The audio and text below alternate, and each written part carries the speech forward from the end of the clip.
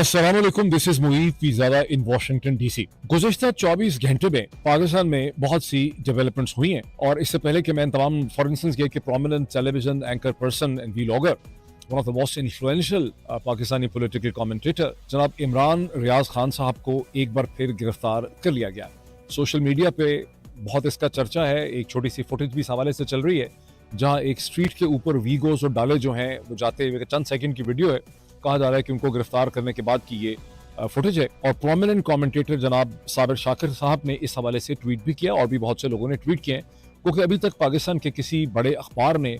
इसको रिपोर्ट नहीं किया। लेकिन पाकिस्तान में कई दफा डेवलपमेंट्स रिपोर्ट नहीं होती। बहरहाल ये एक इंपॉर्टेंट डेवलपमेंट है और इस तरह से बहुत सी और भी डेवलपमेंट्स है, जैसे कि सुप्रीम कोर्ट पाकिस्तान के खिलाफ एक बहुत ही मजहबी नोयत का रद्द अमल और रिएक्शन डेवलप कर रहा है, जहां सुप्रीम कोर्ट ने बज़ाहिर डिटेल डिसीजन तो मैंने नहीं देखा, लेकिन प्रोस्क्राइब लिटरेचर के हवाले से एक शख्स जो कि गिरफ्तार था और 1 साल से गिरफ्तार था, उसे सुप्रीम कोर्ट के एक बेंच ने, जिसे चीफ जस्टिस काजी फायज ईसा साहब हेड कर रहे थे, उसकी रिहाई का उन्होंने हुक्म दिया। उस हवाले से उन्होंने एक डिसीजन लिखा। जो अखबारों में रिपोर्ट हुआ वो डिसीजन वो इतना कोई खतरनाक लगता नहीं है, लेकिन उसके ऊपर जो रिएक्शन और रद्द अमल जो है वो डेवलप कर रहा है उसे बहुत सिग्निफिकेंट समझा जाता है। और अब जो दिन शुरू हो रहा है फ्राइडे का, उसमें बताया जाता है कि इस हवाले से बहुत से मुजाहरे होंगे, अवामी गैज़ो गज़ब और रिएक्शन आएगा, जिसका टारगेट जो है वो चीफ जस्टिस ऑफ पाकिस्तान जनाब काजी फायज ईसा साहब जो हैं हो सकते हैं। बहुत से कमेंटेटर्स ये कह रहे हैं कि सूरत हाल को बहुत नाजुक है, इसको बहुत एहतियात से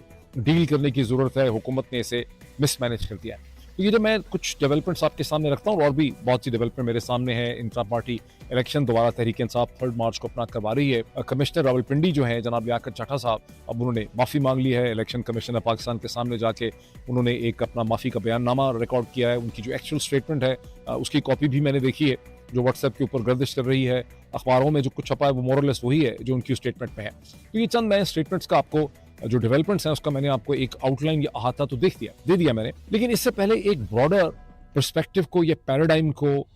एक सिचुएशन को समझने की जरूरत है। और वो ब्रॉडर पैराडाइम ये है कि जब किसी भी रियासत के ऊपर, जैसे नॉर्थ कोरिया है या कोई कॉम्युनिस्ट स्टेट होती है, पाकिस्तान जैसी स्टेट वैसे इस वक्त दुनिया में कम है, लेकिन जब एक रियासती ढांचा जो है उसको एक इंटेलिजेंस एजेंसी या इंटेलिजेंस एजेंसीज उसको चलाती हो, तो वहां पर बहुत सी चीजें ऐसी हो रही होती हैं या ऐसी चीजें की जाती हैं जिनके मकासद अगराज़ व मकासद जो है पहले 24 घंटे में या 48 घंटे में, इवन 72 घंटे में ठीक तरह से क्लियर नहीं होते। कई दफ़ा होता है कि कई हफ्ते या महीने गुजर जाने के बाद आप कहते हैं आह अच्छा वो जो वक्त किया था उसका ये मकसद था। तो क्योंकि बहुत सी ऐसी इवेंट्स ग्राउंड पे किए जाते हैं जिनके मकासद कुछ और होते हैं, देखने में कुछ और जो है वो लग रहा होता है और मकसद जो है उनका उसमें से कुछ और निकालना होता है। इस वक्त ये जो रियासती ढांचा है, इनकी जो इंटेलिजेंस एजेंसीज हैं, हुकूमत के जितने इदारे हैं, खा उसमें पीटीए हो, उसके अपने एक्शन देख लें कि उसने ट्विटर को बंद करके रखा हुआ है, मिनिस्ट्री ऑफ इंटीरियर को देख लें, पीटीवी को देख लें, वजारत खारजा को देख लें, फिर और जो सारे डिपार्टमेंट्स हैं, क्योंकि ये सब एक मंसूबे के अंदर काम कर रहे हैं और ये मंसूबा कोई पाकिस्तान के लोगों की या रियासत की खिदमत करना नहीं है, बल्कि उन मखसूस अनासर के जो इंटरेस्ट हैं, स्ट्रेटेजिक इंटरेस्ट हैं, उनको सर्व करने की यहाँ पे कोशिश की जा रही है। तो यहाँ पर जो सबसे बड़ा इनका चैलेंज है वो चैलेंज ये है कि 8 फरवरी 2024 को जो एक जाली किस्म के इंतखाबात करवाए गए, इंतखाब में तो खैर चले हो ही गए, लेकिन उसको जिस तरह से उस इंतखाबात को और लोगों के मैंडेट को चोरी किया गया, उसको डाका डाला गया उसके ऊपर, और किस तरह से फॉर्म 45 जो हैं उसको उनको काउंट नहीं किया गया। ये जो सारी डेवलपमेंट है, इस वक्त सबसे बड़ा जो बयानिया है पाकिस्तान के अंदर गुज़िश्ता 12 दिन से 13 दिन से, बल्कि आप कह सकते हैं कि 14 दिन से 2 हफ्ते से जो बयानिया चल रहा है, जो सबसे बड़ी डेवलपमेंट है, जिससे पाकिस्तान के अखबारात भरे पड़े हैं, सोशल मीडिया भरा पड़ा है। इसी बयानिए को कर्ब करने के लिए जो सोशल मीडिया की सबसे बड़ी दुनिया की इन्फ्लुएंशियल साइट है ट्विटर, उसको बंद किया गया है। तो यहाँ पर और दुनिया भर में भी यही सारा का सारा जो है एक नैरेटिव है पाकिस्तान के हवाले से कि पाकिस्तान में इलेक्शन को चोरी कर लिया गया है और इस सूरत हाल को ठीक करने की ज़रूरत है। तो सबसे बड़ा जो इनका चैलेंज है पाकिस्तान के रियासती इदारों का, वो ये है कि इस बयानिए को और नैरेटिव को डिस्प्लेस किया जाए, इसे कंट्रोल किया जाए, इसी किसी तरह से मैनेज किया जाए ताकि सूरत हाल को आगे बढ़ाया जा सके, ताकि नेशनल असम्बली और प्रोविंशियल असम्बलीज के इजलास हो सकें, उनके ऊपर फोकस हो, हुकूमतें बन सकें, फिर हुकूमत बन जाए तो हम IMF के प्रोग्राम की तरफ चलें और चीज़ें हंकी डोरी हो जाएं और लोगों की तमाम प्रोटेस्ट और इलेक्शन के हवाले से सारा का सारा बयानिया जो है वो पीछे रह जाए। ये सबसे बड़ी स्ट्रेटेजिक रिक्वायरमेंट है और इस स्ट्रेटेजिक रिक्वायरमेंट को पूरा करने के लिए किसी भी किस्म के इवेंट्स और डेवलपमेंट्स पैदा की जा सकती हैं, इंक्लूडिंग द रिएक्शन। ये मेरा एनालिसिस है, इसे आप एग्री करें या ना करें, इंक्लूडिंग द सो कॉल्ड, जो इस वक्त एक रिएक्शन और रद्द अमल सुप्रीम कोर्ट ऑफ पाकिस्तान पर टारगेट करके खड़ा किया जा रहा है। ये हो सकता है कि बिल्कुल कुदरती हो, ये हो सकता है कि इसमें बहुत से लोग अपनी नादानी, मासूमियत की वजह से, अपने नेचुरल गुस्से की वजह से, बिल्कुल जज्बाती कैफियत की वजह से इसका हिस्सा बन रहे हो। जब भी कहीं पर कोई साजिश की जाती है, कोई इवेंट क्रिएट की जाता है, तो 99% लोग जो हैं उनको तो नहीं पता होता कि क्रिएट करने वालों के अगराज़ व मकासद क्या हैं। लेकिन जिस तरह से सुप्रीम कोर्ट का जो बेसिक डिसीजन है, मैंने पढ़ा तो नहीं, लेकिन जो अखबारों में रिपोर्ट हुआ है कि एक प्रोस्क्राइब लिटरेचर बांटने वाले एक शख्स को सज़ा हुई, 1 साल की सज़ा, उसको जेल में था 1 साल से। सुप्रीम कोर्ट ने अपने डिसीजन में लिखा, उसमें खुद चीफ जस्टिस उस बेंच का हिस्सा थे, कि अगर इसको मान भी लिया जाए सही तो ये 6 महीने की सज़ा बनती थी, इसलिए इसको रिलीज़ कर देना चाहिए। अगर आप उसके सिर्फ डिसीजन के ऊपर चले जाएं, हो सकता है कि सुप्रीम कोर्ट ने डिसीजन लिखने में बेएहतियाती की हो, उनको कुछ और अल्फाज इस्तेमाल करने चाहिए थे, लैंग्वेज कुछ और होनी चाहिए थी, लेकिन कोई इतनी बड़ी चीज़ हुई नहीं है जितना बड़ा रिएक्शन और रद्द अमल जो है उसके ऊपर बिल्डअप किया जा रहा है। एक साहब मुझे कहने लगे, एक दोस्त थे, बही खा है, कहने लगे आप इस इशू के ऊपर बात ही ना करें, आपने इसके ऊपर ट्वीट कर दिया, ये बड़ा खतरनाक है, ट्वीट भी ना करें। तो लेकिन मैं उसको देख ही और तरह से रहा हूँ। मुझे तो ऐसा लगता है कि इस वक्त इन रियासती इदारों का और एजेंसीज का जो सबसे बड़ा चैलेंज था और है, वो ये है कि आपने इलेक्शन 2024 के बयानिए को किस तरह से आपने मैनेज करना है। उसके दरम्यान में बहुत से इवेंट्स ये क्रिएट कर रहे हैं, ये कर सकते हैं, मेरा शक है, मेरा एनालिसिस ये है, जिसके जरिए उस प्रिंसिपल नैरेटिव को डिस्प्लेस करना, उसे सप्रेस करना, उसको आगे पीछे कर देना जो है वो इनका मकसद हो सकता है। फॉर इंस्टेंस चंद हमें इसी चीज़ के ऊपर ले लीजिए कि पाकिस्तान के अंदर जो ट्विटर को 6ठे दिन से बंद किया हुआ है, बावजूद इसके कि एक से ज़्यादा दफ़ा सिंध हाई कोर्ट कह चुकी है कि इसको खोलें, और सिंध हाई कोर्ट के सामने मिनिस्ट्री फ्रंटियर को बुलाया गया, पहले PTA Pakistan telecommunication authority को वहाँ बुलाया गया, वहाँ पर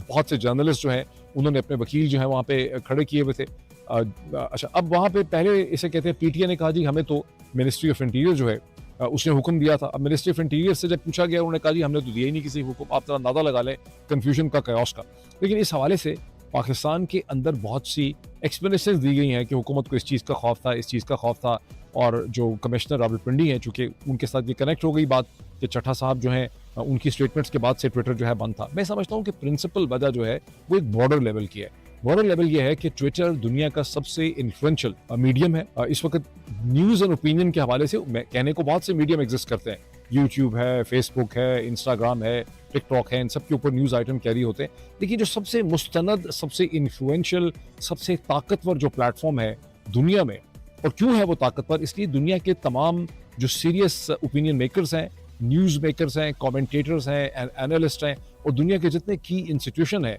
अमेरिका का प्रेसिडेंट, अमेरिका का secretary of the state,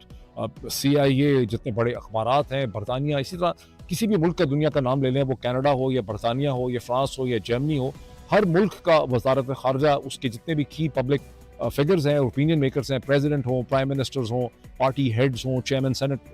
foreign relation committee का हो, या चेयरमैन हो फॉरेन अफेयर्स कमेटी का, या सेनेट फॉरेन रिलेशन कमेटी का हो, या हाउस की फॉरेन अफेयर्स कमेटी का हो, या उसके रैंकिंग मेंबर्स हो, वो सभी के सब जो है वो ट्विटर के ऊपर बैठे हैं, और वहाँ पर से ओपिनियंस वो शेप करने की कोशिश भी करते हैं, और वो ट्विटर से ओपिनियन लेते भी हैं। तो पाकिस्तान के इदारों ने जो ट्विटर को 6 दिन से बंद किया हुआ है, वो बुनियादी तौर पर पाकिस्तान के इलेक्शन से रिलेटेड जो इन्होंने रिगिंग की है मैसिव किस्म की, उसके हवाले से जो डिबेट हो रही है, और पाकिस्तान के अंदर से उसके हवाले से जो हकायक इमर्ज कर रहे हैं, और जो ट्विटर पे प्लेस किए जाते हैं, फुटेज हो, कमेंट्स हो, उनका रास्ता रोकने के लिए ट्विटर को इन्होंने बंद किया हुआ है। ट्विटर को बंद करना जो है वो एक साइन और सिम्टम है। मेडिसिन में ये 2 टर्म्स इस्तेमाल की जाती हैं, साइंस एंड सिम्टम। ये साइन एंड सिम्टम्स हैं उस प्रेशर के जिसमें ये रियासती ढांचा इस वक्त ऑपरेट कर रहा है, जो अपने एक झूठ को और फॉल्सहुड को सच्चाई में बदलना चाहता है, और जो सच्चाई का रास्ता जो है वो रोकना चाहता है। तो गुज़िश्ता 24 घंटे में जो भी डेवलपमेंट्स हुई हैं, और अगले 24 घंटे में जो डेवलपमेंट्स होंगी,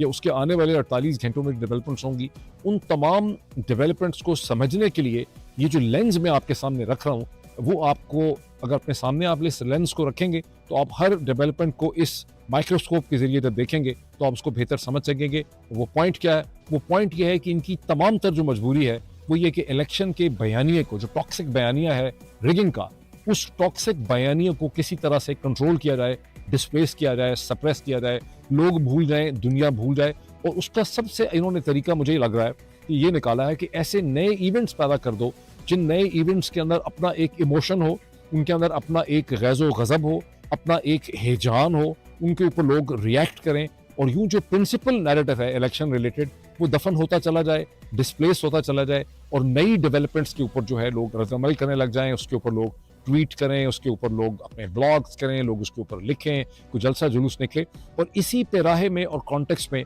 मैं सुप्रीम कोर्ट ऑफ पाकिस्तान के खिलाफ जो मजहबी नौयत का रिएक्शन जो है डेवलप किया जा रहा है, मुझे लग रहा है कि ये इतना नेचुरल शायद नहीं है इस स्टेज के ऊपर, ये इतना ऑर्गेनिक नहीं है। खास करके जब मैं उनमें से बाज़ इंतहाई विजिबल किस्म के पॉलिटिकल कैरेक्टर्स को, जो सियासी मजहबी सियासी जमातों के कैरेक्टर्स हैं जो इस वक्त निज़ाम से तंग हैं, उनको लगता है कि उनकी ताकत उनसे छीन ली गई है, उनके साथ कॉपरेट नहीं किया गया, उन्हें उनकी सीटें नहीं दी गई हैं, उनका लेवरेज कम हो गया है, उनका असर रसूख कम हो गया है, तो वो जो है इसके अंदर प्ले करते हुए आपको नजर आते हैं। तो यकीनी तौर पर एक एनालिस्ट जो है उसके जहन में जो है ये शक जो है वो पैदा होता है।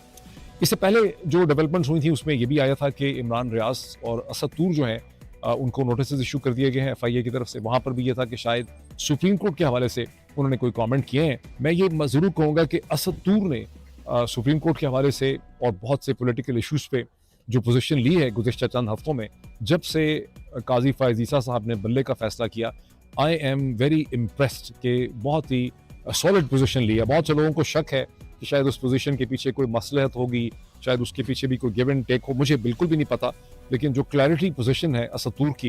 That is very impressive. और इट्स नॉट ओनली मी जो उससे इंप्रेस है, बहुत से और लोग भी समझते हैं कि असद तूर जो है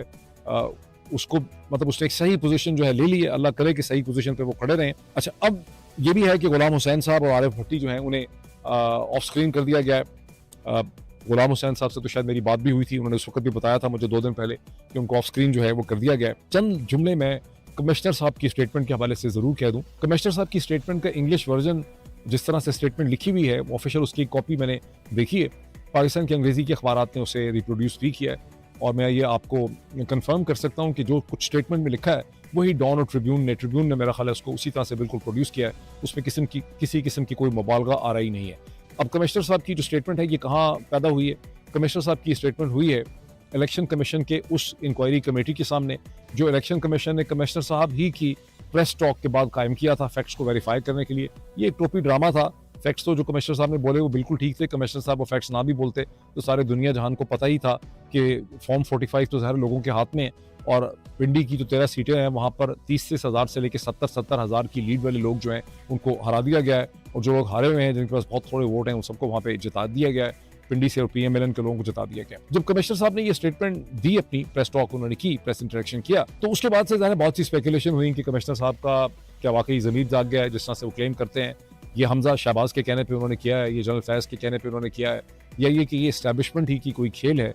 जिसमें उनसे कोई मकसद जो है पूरा करने की कोशिश की जा रही है। शायद इस्टेब्लिशमेंट यहाँ पे PMLN को डराने की कोशिश कर रही है। तो ये स्पेकुलेशन जो है वो खासी रही। लेकिन जिस तरह से कमिश्नर साहब गुम हो गए, जिस तरह से उनके घर के ऊपर रेड हुए और जिस तरह से अब उनकी ये स्टेटमेंट आई है, उस स्टेटमेंट को अगर आप देखते हैं तो मुझे कम से कम ये समझ आती है कि उनसे जो कुछ भी हुआ वो शायद रियासती इदारों ने कम से कम नहीं किया था। क्योंकि जो स्टेटमेंट आई है उस स्टेटमेंट से कोई PTI को नुकसान इसलिए नहीं होता कि इस किस्म की तो बेतहाशा इल्ज़ामात और केसेस जो हैं PTI के ऊपर 100 से ज़्यादा पहले ही इमरान खान के ऊपर 150 केसेस हैं, PTI के ऊपर भी सैकड़ों किस्म के केसेस हैं। तो PTI के ऊपर तो कोई उसकी सेहत पे कोई बहुत ज़्यादा फ़र्क नहीं पड़ता। अलबत्ता ये ज़रूर है कि कमिश्नर साहब ने अपनी जो स्टेटमेंट थी उसी की स्टेटमेंट को नेगेट या नलीफाई जो है यहाँ पे किया गया और जो कोई भी असर था कमिश्नर साहब पे, खा उनका अपना ज़मीर जाग गया था या ये है कि उनके ऊपर वाकई किसी दोस्त अहबाब का प्रेशर था या किसी ने उनको मजबूर किया, वही चीज़ यहाँ पर ज़्यादा रेलेवेंट लग रही है rather than any other thing. लेकिन अब इसमें जिस तरह से कमिश्नर साहब की स्टेटमेंट आई है इसके बाद इसके ऊपर मजीद मेरा ख्याल है कोई कमेंट किसी भी अजीज शख्स को मजीद इस पर कमेंट करने की ज़रूरत जो है वो नहीं रहती। एक डेवलपमेंट वो है जहाँ आप देखते हैं कि तहरीक इंसाफ ने ये कहा कि वो अब अपनी नए सिरे से अपना एक इंट्रा पार्टी इलेक्शन जो है वो करेंगे और 3 मार्च को वो इलेक्शन जो है होगा। उस हवाले से बैरिस्टर अली जफर को अब चेयरमैन के तौर पे नॉमिनेट किया गया। अब बैरिस्टर गौहर अली खान को चेयरमैन के, तो ये एक इंपॉर्टेंट डेवलपमेंट है जिसके बारे में बैरिस्टर गौहर अली खान जो है उन्होंने एक क्लैरिफिकेशन दी है कि ये फैसले जो हैं ये इमरान खान साहब ने किए हैं और उसमें सेक्रेटरी जनरल जो है उमर अयूब हैं। ये जहन में रही है कि उमर अयूब जो है उन्हें पाकिस्तान तहरीक इंसाफ ने एज प्राइम मिनिस्टरियल कैंडिडेट भी नॉमिनेट कर रखा है नेशनल असम्बली के अंदर। अब इसमें जो सितम ज़रीफ़ी है कि पाकिस्तान तहरीक इंसाफ को में जैसा इलेक्शन करवाए थे पहले, कोई ज़ाहिर है परफेक्ट नहीं थे उनके इलेक्शन इंफ्रा पार्टी के, लेकिन किसी भी सियासी जमात के इलेक्शन, इंफ्रा पार्टी इलेक्शन जो है वो परफेक्ट नहीं थे। सारों के इसी किस्म के बदहवासी के आधे पचद्दे किस्म के इलेक्शन थे। जैसा कि पीर ऑफ पगाड़ा जो हैं, उन्होंने जब जाम शोरों में M9 के ऊपर हैदराबाद के करीब उन्होंने अपनी एक तकरीर की, एक पब्लिक रैली उन्होंने की, तो उन्होंने बड़ा क्लियरली कहा कि जिस तरह के इलेक्शन तहरीक इंसाफ ने कराए थे, हम सब ने, बाकी सारी जमातों ने भी ऐसे ही इलेक्शन करवाएं। और तहरीक इंसाफ के इलेक्शन को खास इलेक्शन कमीशन ने अगर एक अंडर स्क्रूटनी रखा तो उसका मकसद हरगिज़ इलेक्शन से रिलेटेड नहीं था। उसका ताल्लुक तो ये था कि 8 फरवरी के जो आम इंतखाबात थे वहाँ तहरीक इंसाफ को बल्ले के निशान से महरूम करना था, चूँकि पाकिस्तान की इस्टेब्लिशमेंट की तमाम हिकमत अमली ये थी कि लोग कन्फ्यूज़ हो जाएँ, डीमोरलाइज हो जाएँ, अपने कैंडिडेट्स को आइडेंटिफाई ना कर सकें, और फिर जमात जब असम्बली में आ भी जाए, जितने भी उसके लोग जीतेंगे वो इंडिपेंडेंट होंगे, उनके ऊपर प्रेशराइज करेंगे। उसमें बहुत ज़्यादा कामयाबी उनको वैसे हासिल नहीं हुई, सब्सिक्वेंटली उनकी बहुत बड़ी नाकामी है, लेकिन खैर उनका ये था कि जोक दर जोक उनको PMLN में, इस्तेहकाम पाकिस्तान पार्टी में या PPP में डाल दिया जाएगा। और आपको याद होगा कि बिलावल जरदारी और पाकिस्तान पीपल्स पार्टी के जो बहुत से लीडरान हैं वो तो मसलसल ये कहते रहे थे कि इंडिपेंडेंट्स जो है हमारे पास आ जाएंगे, वो उस तरह से हो नहीं सका जिस तरह से ख्याल था। लेकिन तो मतलब मेरा कहने का ये है कि इलेक्शन कमीशन ऑफ पाकिस्तान ने जो पाकिस्तान तहरीक इंसाफ के इलेक्शंस को कलअदम करार दिया था, गलत करार दिया था, उसकी कोई बहुत ज़्यादा सब्सटेंटिव हकीकत नहीं थी। वो एक पॉलिटिकल प्लॉय था, वो एक सियासी ट्रिक थी जो तहरीक इंसाफ के खिलाफ खेली गई, और उसके पीछे ज़ाहिर एक मंसूबा था जिसके बारे में बाज़ लोग अब ये क्लेम करते हैं कि 6 महीने पहले ये मंसूबा जो है वो बन चुका था। अब सितम ज़रीफ़ी क्या है? सितम ज़रीफ़ी ये है कि एक फ्लॉड एडमिनिस्ट्रेटिव या लीगल ऑर्डर के अंदर एक एंटिटी को नोइंग फुली वेल कि उनके साथ ज्यादती की गई है, उनके साथ एक ड्रामा किया गया है, उनको उस ड्रामे के अंदर अपने आप को सही साबित करने के लिए दोबारा अपने इलेक्शन जो हैं वो करवाने पड़ रहे हैं, एज इफ इस एक्ट से वो ये भी साबित करते हैं कि उनके जो पिछले इलेक्शन थे वो ठीक नहीं हुए। मैंने माना इन दी आउटसाइड, मैंने कहा कि उनके इलेक्शन उतने ही अच्छे थे, उतने ही बुरे थे जितने PMLN के थे, PPP के थे, किसी और सियासी जमात के थे, मौलाना फजल रहमान की जमात के थे, किसी और के थे। ये क्राइटेरियन और यार्डस्टिक कोई एग्जिस्ट करती ही नहीं थी। लेकिन तहरीक इंसाफ को बार बार इलेक्शन करवाने से तासुर ऐसे लगता है जैसे तहरीक इंसाफ ने जो इलेक्शन करवाए वही ठीक नहीं थे और बाकी सियासी जमातों के इलेक्शन जो हैं वो ठीक थे। ये एक सितम ज़रीफ़ी है जिसे मैं कम अज़ कम आपके सामने रिकॉर्ड पे लाना चाहता था as part of my opinion and analysis on that issue. लेकिन इसमें अब इसकी डिटेल्स क्या है कि तहरीक इंसाफ ने बड़ा ही एक डिटेल किस्म का स्केड्यूल इशू कर दिया है, जिसमें 25 तारीख तक तमाम लोग अपने आप को नॉमिनेट कर सकते हैं, जिसमें बैरिस्टर अली जफर को नॉमिनेट किया गया है एज चेयरमैन, सेक्रेटरी जनरल के लिए नॉमिनेट किया गया है जैसे मैंने कहा उमर अयूब खान साहब, और उसके बाद ज़ाहिर बाकी कैंडिडेट्स होंगे। और 26 तारीख तक उनके खिलाफ जो भी अपील करना चाहे, ऑब्जेक्शन लाना चाहे वो ला सकता है। और फिर 29 फरवरी, चूंकि ये लीप ईयर है, हर 4 साल के बाद लीप ईयर आता है, तो इस साल 28 फरवरी पे महीना खत्म नहीं हो रहा, 29 फरवरी आखिरी तारीख रखी गई है, आखिरी दिन है फरवरी का, जहां पर तमाम लिस्ट को फाइनलाइज कर दिया जाएगा और 3 मार्च को इलेक्शन का भी बहुत ही एलॉबरेट लोकेशन पे भी आपको पता है बहुत खप पड़ी थी कि पेशावर में क्यों करवा लिया, चमकानी खान वगैरह में क्यों कराया ग्राउंड में जाकर। तो इस दफ़ा 5 लोकेशंस को क्लियरली उनके ऑफिस एड्रेस दे दिए गए हैं। इस्लामाबाद में G8 है, पेशावर में एक एड्रेस है, इसी तरह से कोयटा में एड्रेस है, लाहौर में एड्रेस है और कराची में एड्रेस है। अब जहन में इस चीज़ को रखिए कि ज़रूरी नहीं है कि तहरीक, बल्कि इसको ऐन तवक्को करें कि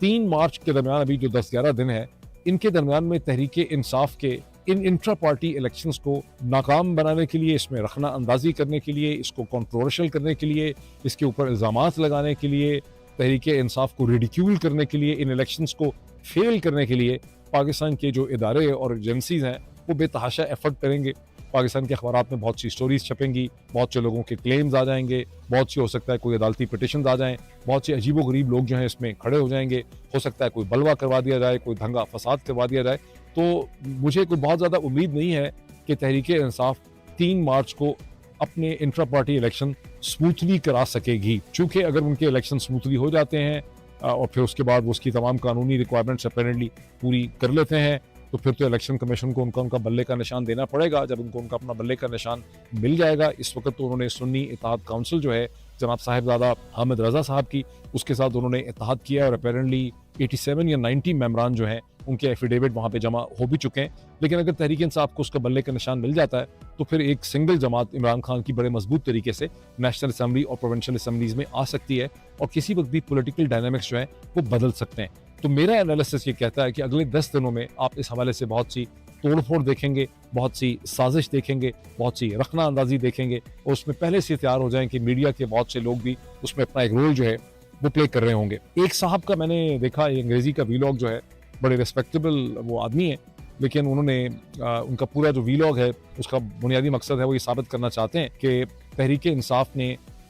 इलेक्शन की रिगिंग का जो इल्ज़ाम लगाया ये बड़ा एग्जैजरेटेड है, मुबालगे पे है, क्योंकि ये भी आजकल सिस्टम की एक बहुत बड़ी कोशिश है। जैसे आपको पता है कि जावेद चौधरी साहब ने एक कॉलम लिखा जिसमें उन्होंने कहा कि 125 सीटें तहरीक-ए-इंसाफ की बनती हैं, इमरान खान को चाहिए, सॉरी नवाज शरीफ साहब को चाहिए कि तहरीक-ए-इंसाफ को उनकी 125 सीटें दे दें। तो जब वो चीज़ हुई थी अब से 2 ढाई दिन पहले, तो मैंने ये कहा था कि ये थॉट इंसर्शन की जा रही है, आइडिया इंसर्शन की जा रही है और उसके बाद फिर हामिद मीर साहब ने ये लिखा, उन्होंने ट्वीट किया था कि भाई जावेद चौधरी साहब को तहरीक-ए-इंसाफ के हमलों के लिए, ये रिएक्शन के लिए उस पे तैयार हो जाना चाहिए। तो अब ये एक अंग्रेज़ी का छोटा सा वीलॉग है जिसमें ये बताने की कोशिश की गई है कि 2018 के जो इंतखाबात थे उस पे इतनी पिटिशंस आई थी, इतनी ज़्यादा ऑब्जेक्शंस आई थी, अब इस पे इतनी ज़्यादा ऑब्जेक्शंस आई हैं। वहाँ पर जो ट्रिक प्ले की जा रही है वो ये है कि अदालती जो पिटिशंस हैं जो कि कम आई हैं, बहुत कम आई हैं as compare to the actual, क्योंकि तहरीक-ए-इंसाफ के जो बहुत से मेंबरान थे और तहरीक-ए-इंसाफ के जो की वकला थे उनके दरमियान एक डिसएग्रीमेंट था कि हमें पहले इलेक्शन कमीशन ऑफ पाकिस्तान के ट्रिब्यूनल्स में जाना चाहिए, ये सीधा ही हमें हाई कोर्ट्स में जाना चाहिए। कुछ लोग जैसे सलमान अकरम राजा और बहुत से लोग हैं अब वो सीधा हाई कोर्ट्स में चले गए। बाय द वे सलमान अकरम राजा साहब का जो मैंने अभी देखा है कि ओन चौधरी साहब का जो नोटिफिकेशन पहले सस्पेंड हुआ था, विड्रॉ कर लिया गया था, उसे दोबारा बहाल कर दिया गया है और एक बार फिर सलमान अकरम राजा जो हैं उन्हें नाकाम जो है वो करार दे दिया गया। सलमान अकरम राजा इसके ऊपर किस तरह से रिएक्ट करते हैं, आई एम श्योर कि वो दोबारा हाई कोर्ट्स में जाएंगे, इस केस को बिल्डअप करेंगे, छोड़ेंगे वो तो नहीं है, अल्टीमेटली ये सीट उन्हीं की है और उनको मिलनी चाहिए। तो हमारा ये है कि चूंकि तहरीक-ए-इंसाफ के कुछ लोग 150 जो हैं उन्होंने पिटिशंस डाली लाहौर हाई कोर्ट के अंदर, पेशावर हाई कोर्ट में, सिंध हाई कोर्ट में, लेकिन बहुत बड़ा वकला का जो सेक्शन था वो ये समझता था कि उन्हें पहले जो इलेक्शन कमीशन ऑफ पाकिस्तान के एवेन्यूज हैं उन्हें एग्जॉस्ट करना चाहिए, वहाँ पे जो ऑप्शन है जो कि कानूनी तरीका है। और उसकी मेरे ख्याल तैमूर मलिक साहब ने एक ट्वीट के जरिए और एक टीवी प्रोग्राम में उसकी उन्होंने एक्सप्लेनेशन दी भी है कि 500 से ज़्यादा जो एप्लीकेशंस हैं या पिटिशंस हैं वो इलेक्शन कमीशन के मुख्तलिफ फोरम्स के ऊपर, ये ट्रिब्यूनल्स में फाइल की गई हैं, लेकिन तासुर ये देने की कोशिश की जा रही है कि शायद इस ये जो इलेक्शन हुआ है इसके ऊपर को बहुत ज़्यादा लीगल कार्रवाई जो है तहरीक-ए-इंसाफ ने नहीं की है। मैंने सोचा कि इसको भी क्लैरिफाई करना जो है वो बहुत ज़रूरी है।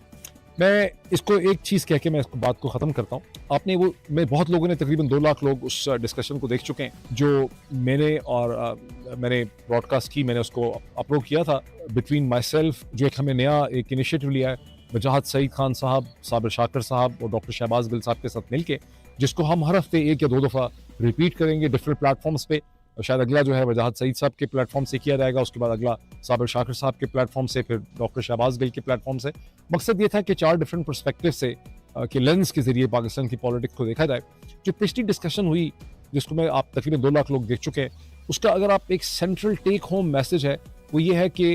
एक तरफ पॉलिटिकल आइडियलिज्म है, दूसरी तरफ पॉलिटिकल प्रैग्मेटिज्म है। अब कुछ लोग आइडियलिस्ट तरीके से देखते हैं पाकिस्तान की पॉलिटिक्स को, समझते हैं कि आइडियलिज्म के जरिए हल निकलेगा, कुछ लोग समझते हैं कि प्रैग्मेटिक अप्रोच के जरिए हल निकलेगा। ये एक ऐसी डिबेट है जो ऑन गोइंग है। इसकी मैं आपको एक एग्जांपल देता हूँ। एक तहरीक-ए-इंसाफ के फिरदौस शमीम नकवी साहब ने अपील की है हाई कोर्ट से, सुप्रीम कोर्ट से, कि आप पंजाब असम्बली, सिंध असम्बली और मुख्तलिफ नेशनल असम्बली के इजलास को अदालतें रोकें जब तक कि फॉर्म 45 का मसला जो है उसकी स्क्रूटनी नहीं हो जाती, उसको अकाउंट फॉर नहीं किया जाता। ये एक लीगलिस्टिक प्रिंसिपल पोजीशन है। दूसरी तरफ पंजाब के अंदर पीटीआई पंजाब ने होशो हवास में मियां असलम इकबाल साहब समेत ये फैसला किया कि इजलास जो बुलाया जा रहा है एक आध दिन में गलबन कल ही, उस इजलास के अंदर पाकिस्तान तहरीक-ए-इंसाफ पंजाब जाएगी और जिन मेंबरान की सीटें छीनी गई हैं वो असम्बली के बाहर मुजाहरा करेंगे, जिनके पास सीटें हैं वो अंदर जाएंगे और वहाँ पे अपनी प्रेजेंस शो करेंगे। 2 डिफरेंट अप्रोचेस, एक ही पार्टी है, एक तरफ प्रिंसिपल पोजीशन है, लीगलिस्टिक कॉन्स्टिट्यूशनल पोजीशन है, दूसरी तरफ एक प्रैग्मेटिक पोजीशन है। तो ये प्रैग्मेटिज्म में और आइडियलिज्म के अंदर, प्रिंसिपल में और प्रैग्मेटिज्म के अंदर जो है ये आपको क्लैश हमेशा मिलता रहेगा और हम इस डिस्कशन को भी जारी रखेंगे। अभी इतना ही, फिर मुलाकात होती है। Thank you.